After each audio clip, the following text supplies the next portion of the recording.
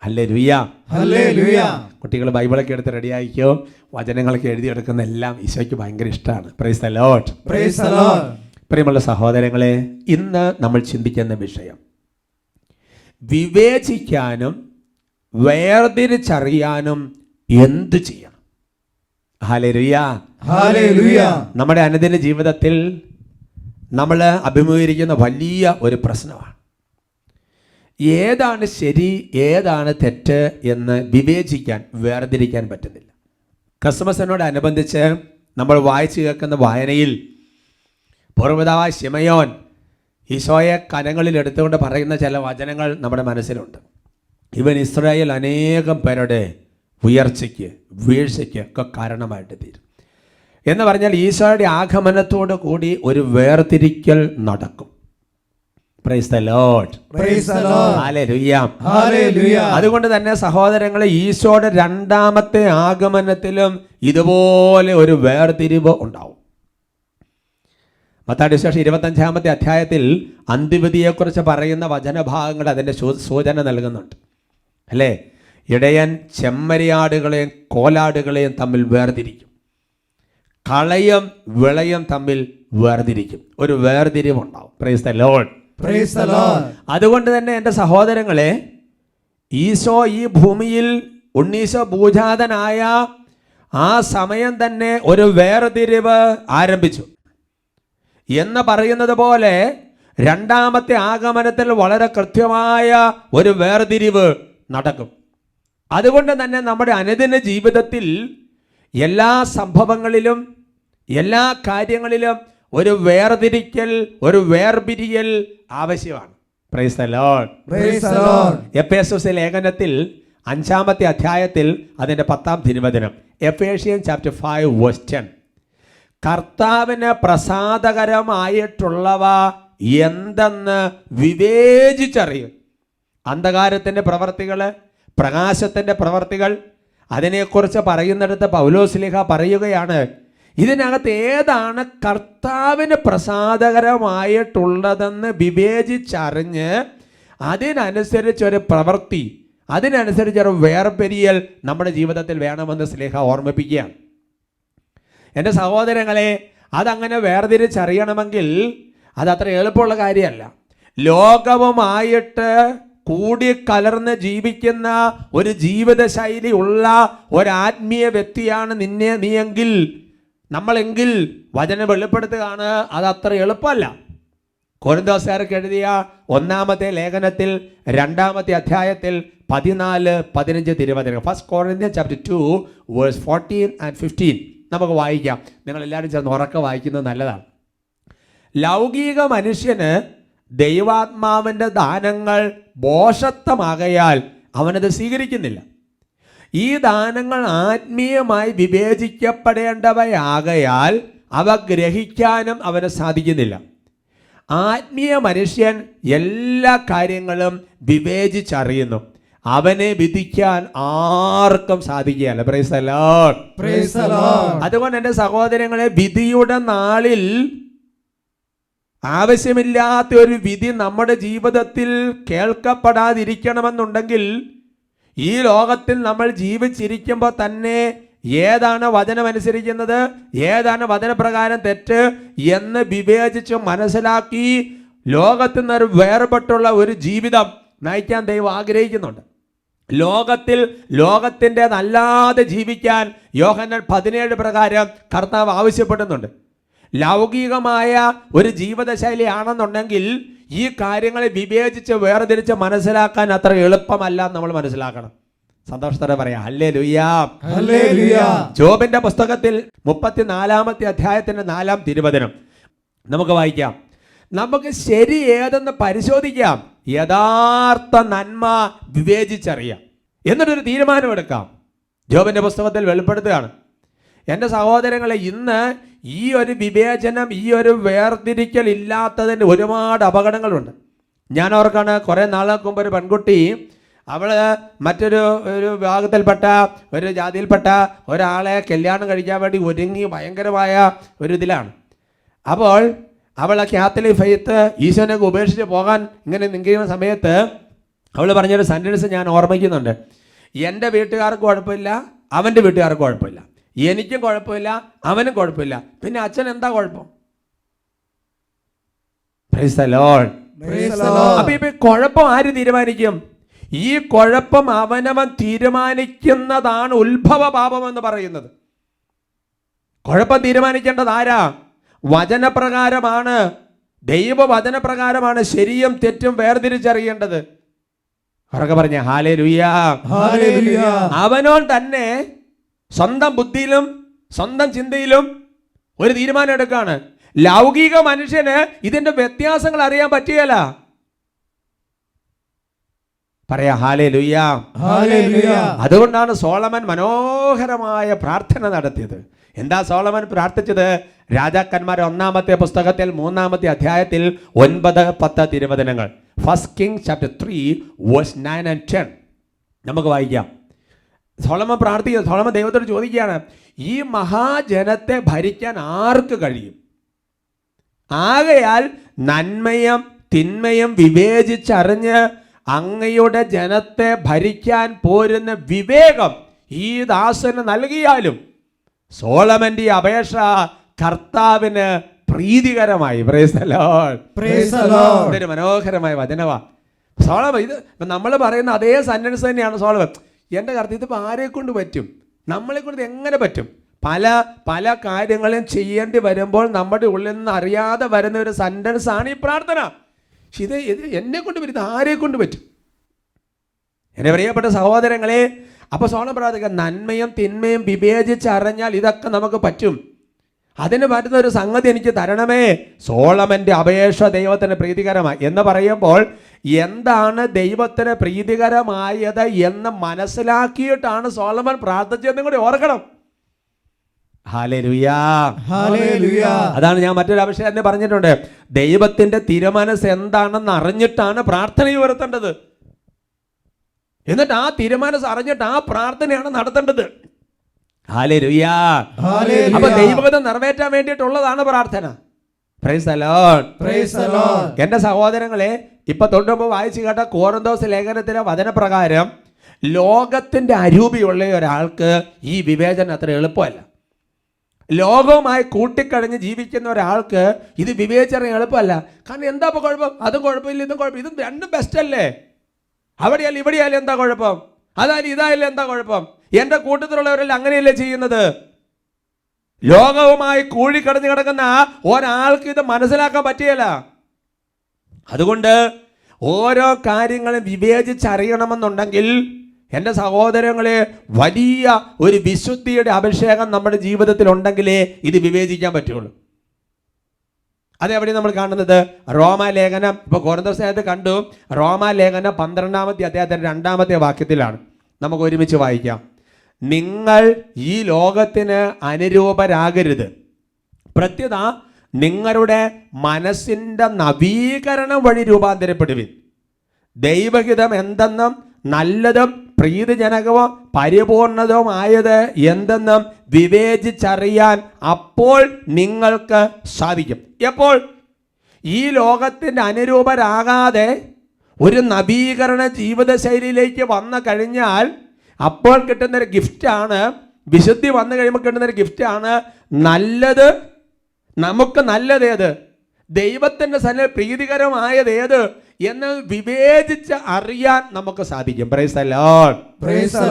അതുകൊണ്ട് ദൈവവചനം നമുക്ക് നൽകുന്ന ഒരു കാര്യമെന്ന് പറയുന്നത്, കഴിഞ്ഞ എപ്പിസോഡുകളിലൊക്കെ നമ്മൾ കണ്ടതുപോലെ അസാമാന്യമായി വിശുദ്ധിക്ക് വേണ്ടിയിട്ടുള്ളൊരു പരിശ്രമം നമ്മൾ നടത്തുമ്പോൾ, ഒരു വിശുദ്ധിയുടെ അഭിഷേകം കൊണ്ട് നമ്മൾ നിറയുമ്പോൾ ഏതാണ് ശരി ഏതാണ് തെറ്റ് അറിയാതെ നമ്മുടെ മനസ്സിൻ്റെ ഉള്ളിൽ ആത്മാവിൻ്റെ ഒരു സ്വരം കേൾക്കാൻ പറ്റും, വിവേചിച്ച് മനസ്സിലാക്കാൻ വേണ്ടി പറ്റും. നിങ്ങൾ ചിന്തിച്ച് നോക്ക്, കലങ്ങിക്കിടക്കുന്ന വെള്ളത്തിൻ്റെ അടിയിൽ നമുക്ക് എന്താ സംഗതി എന്ന് മനസ്സിലാക്കാൻ പറ്റിയല്ല. ജീവിതം മുഴുവൻ അശുദ്ധി കൊണ്ട് കലങ്ങി മറിഞ്ഞു കിടക്കുന്ന ഒരു ജീവിതത്തിൽ എന്തെങ്കിലും തെളിയുമോ? എന്തെങ്കിലും തെളിയുമോ? ഹല്ലേലൂയ. വീണ്ടും വചനം വെളിപ്പെടുത്തുകയാണ്, ഓരോ കാര്യങ്ങളും വിവേചിച്ച് മനസ്സിലാക്കണമെന്നുണ്ടെങ്കിൽ വലിയ ഒരു സ്നേഹത്തിൻ്റെ അഭിഷേകം നമ്മുടെ ജീവിതത്തിൽ നിറയണം. സ്നേഹത്തിൻ്റെ അഭിഷേകം നമ്മുടെ ജീവിതത്തിൽ നിറയണം. ഫിലിപ്പി ലേഖനത്തിൽ 1-ാമത്തെ അധ്യായത്തിൽ അതിൻ്റെ 9-10 തിരുവചനങ്ങൾ, ചാപ്റ്റർ 1 വേഴ്സ് 9 and 10 നമുക്ക് വായിക്കാം. നിങ്ങളുടെ സ്നേഹം ജ്ഞാനത്തിലും എല്ലാ തരത്തിലുമുള്ള വിവേചന ശക്തിയിലും ഉത്തരോത്തരം വർദ്ധിച്ചു വരട്ടെ എന്ന് ഞാൻ പ്രാർത്ഥിക്കുന്നു. ശ്രീകാരുടെ പ്രാർത്ഥനയാണത്. സ്നേഹം വർദ്ധിച്ചു വരട്ടെ. സ്നേഹം വർദ്ധിക്കുമ്പോൾ എങ്ങനെ സംഭവിക്കുന്നത്? അങ്ങനെ ഉത്തമമായവ തിരഞ്ഞെടുക്കാൻ നിങ്ങൾക്ക് കഴിയും. Price the Lord. ആ സ്ഥലം മേടിക്കണം, ഈ സ്ഥലം മേടിക്കണം. ആ വിവാഹം നടത്തണം, ഈ വിവാഹം നടത്തണം. ആ ജോലിക്ക് പോകണം, ഈ ജോലിക്ക് പോകണം. ആ രാജ്യത്ത് പോകണോ, ഈ രാജ്യത്ത് പോകണോ. അവിടെ പഠിക്കാൻ പറ്റണോ, ഇവിടെ പഠിക്കാൻ പറ്റണോ. Price the Lord. നമുക്ക് ഏറ്റവും നല്ലതും ദൈവത്തിന്റെ സന്നിധിയിൽ ഏറ്റവും പ്രീതികരമായ സംഗതി തിരഞ്ഞെടുക്കാൻ നമുക്ക് കഴിയണമെങ്കിൽ വലിയ സ്നേഹത്തിന്റെ അഭിഷേകം കൊണ്ട് നമ്മൾ നിറയണം.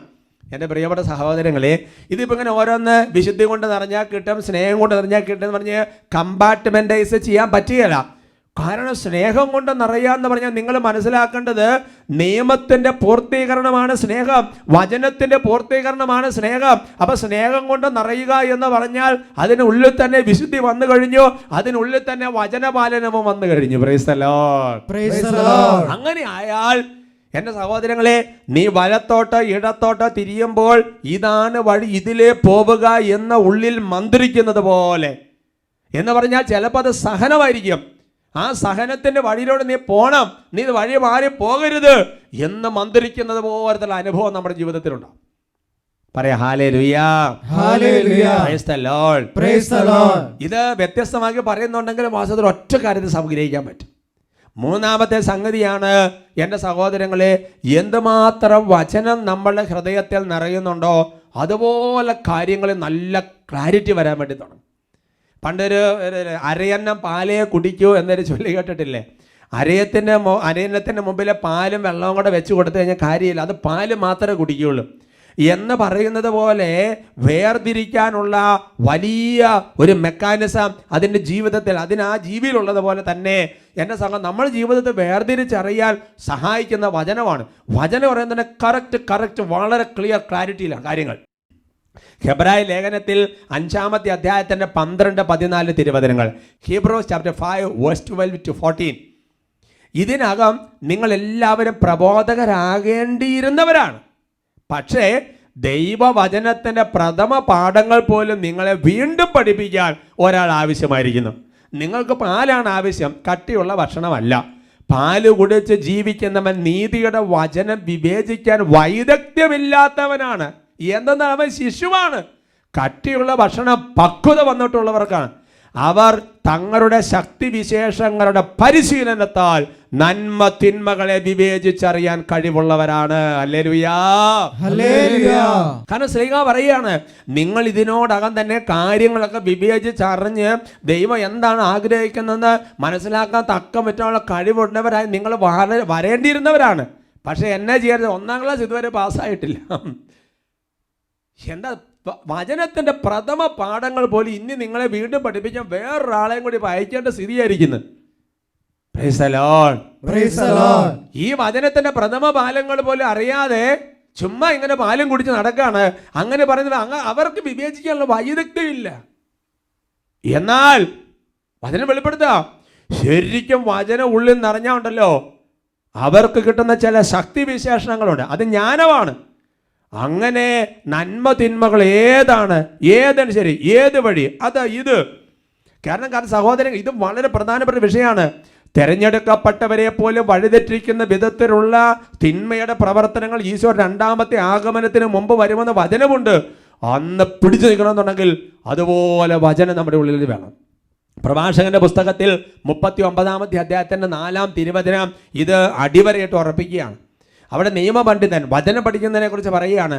അവൻ മഹാന്മാരെ സേവിക്കുന്നു, ഭരണാധിപന്മാരുടെ മുൻപിലും അവന് പ്രവേശനമുണ്ട്, വിദേശ രാജ്യങ്ങളിൽ അവൻ സഞ്ചരിക്കും, മനുഷ്യരുടെ നന്മ തിന്മകൾ അവൻ വേർതിരിച്ചറിയുന്നു. Praise the Lord, praise the Lord. അതുകൊണ്ട് ആ കൂട്ടിൽ ചെന്ന് ചാടാവോ ഈ കൂട്ടിൽ ചെന്ന് ചാടാവോ എന്നുള്ളത് വേർതിരിച്ചറിയണമെന്നുണ്ടെങ്കിൽ വചനം പഠിക്കുന്നവൻ ഇതെല്ലാം കൃത്യം ഇങ്ങനെ വേർതിരിച്ചറിഞ്ഞ് വിവേചിച്ചറിഞ്ഞ് പോകാൻ പറ്റും.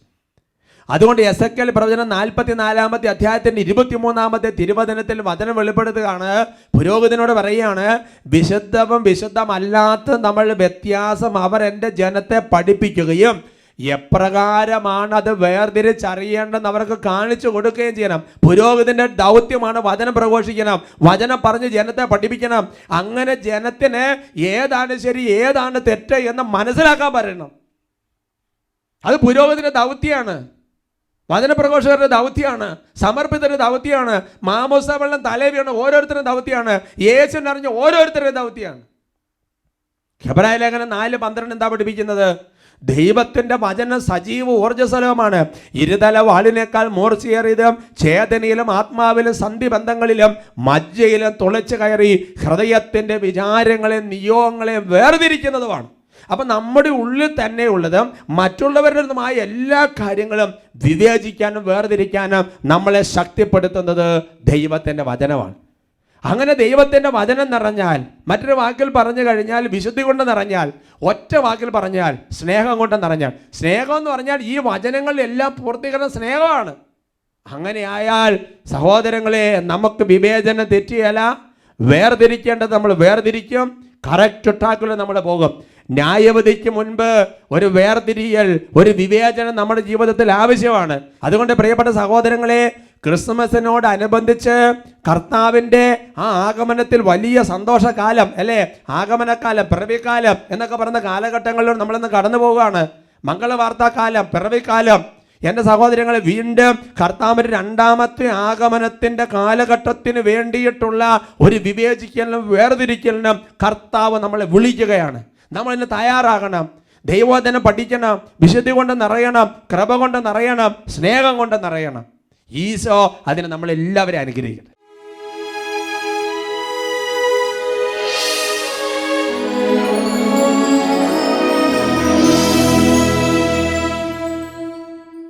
കർത്താവിൻ്റെ സന്നിധിയിൽ നമ്മൾ പ്രാർത്ഥിക്കുകയാണ്.